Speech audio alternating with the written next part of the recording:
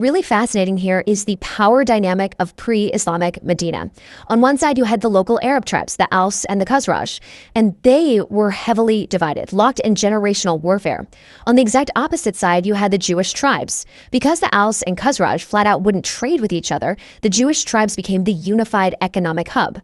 Through really savvy trading in grain, dates, cloth, and a massive system of loans, they gained huge financial leverage, effectively controlling Medina's economy.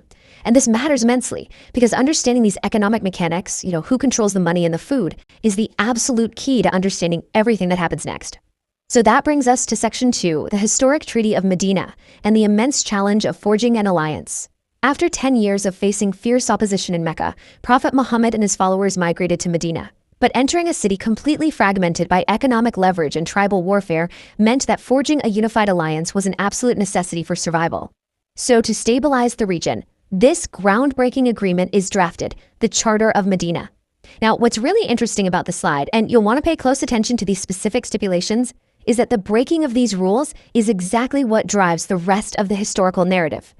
The Charter established joint defense against any external attack. It explicitly prohibited sheltering the enemy Quraysh of Mecca. It guaranteed complete religious freedom for all. It mandated shared responsibility for community fines or blood money, and established Muhammad as the final arbitrator of disputes. On paper, it was a totally brilliant framework for peace.